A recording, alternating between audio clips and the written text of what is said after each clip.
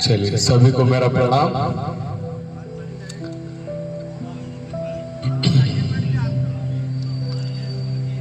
कि जब भी व्यक्ति कोई गलत काम करने के लिए जाता है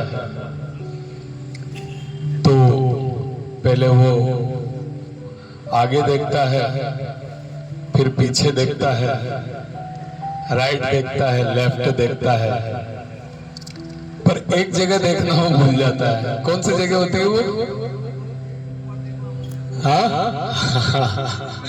ऊपर देखना वो भूल जाता है कि वो भी देख रहा है।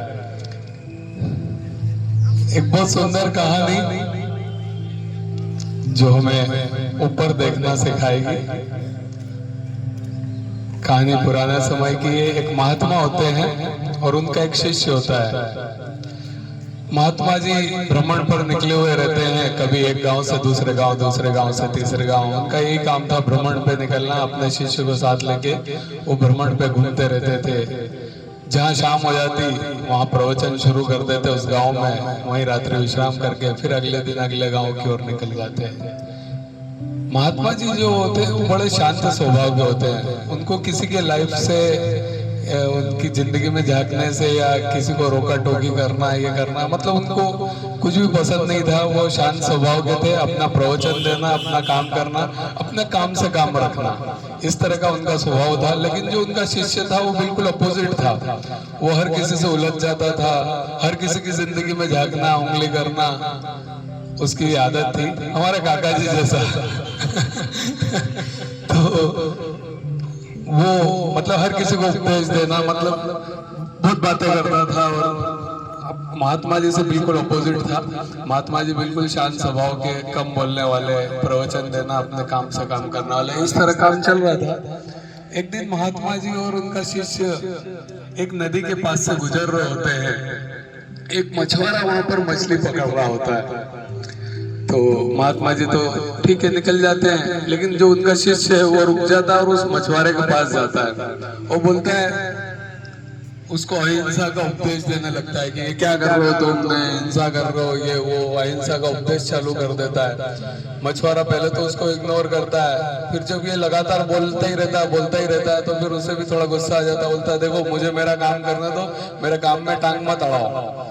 तो फिर भी वो तो चालू रहता है, ये ऐसा वैसा, और ये धीरे धीरे उनमें बहस होने लगती है। बहस फिर धीरे धीरे लड़ाई में बदल जाती है। महात्मा जी देखते हैं कि अरे तो ज्यादा उलझ गया, उसको जाके उसका हाथ पकड़ के शिष्य को खींच के इधर ले आते हैं कि चलो इधर चलो। और बोलते हैं, क्या कर रहे हो तुम? बोले, मैं उसे अहिंसा का उपदेश दे रहा हूँ, उसको समझा रहा हूँ कि जो वो कर रहा है गलत है, मछलियां पकड़ना और ये जीव हत्या करना और ये वो सब, मैं उसको समझा रहा हूँ, सिखा रहा हूँ। बोले, तुम क्यों सिखा रहे हो? बोले, तो कौन, यहाँ कोई राजा ने कोई इसके लिए कानून थोड़ी बना रखा है, इसको दंड कौन देगा अगर ये कोई गलत काम कर रहा है तो, इसलिए मैं इसको ये सब बातें बता रहा हूँ। बोले, नहीं, तुम तुम्हारा काम करो, तुम्हें किसी को कुछ सिखाने की, उपदेश देने की जरूरत नहीं है। तो बोले, तो फिर कौन इसको दंड कौन देगा? बोले, वो देगा, जो ऊपर है वो इसका हिसाब करेगा। बोले, वो कब करेगा हिसाब? बोले, समय आने पर वो सब इसका इंसाफ करेगा। ठीक है, शिष्य भी चुप हो जाता है कि ठीक है महात्मा कह रहे हैं, और वो उनके साथ आगे निकल पड़ता है। 2-1 साल बीत जाते हैं। 2 साल बाद वापस शिष्य और गुरु उसी नदी के तरफ से निकलते हैं। सुबह का समय होता है। एक सांप तड़प रहा होता है, अपने मतलब उसकी जान निकलना होती है, और वो तड़प रहा होता है और उसको कई चींटियां नोच के खा रही होती है। तो शिष्य देख के तुरंत उसको बचाने के लिए आगे चल पड़ता है। महात्मा जी फिर उसका हाथ पकड़ लेते हैं। तो बोलता है, क्यों?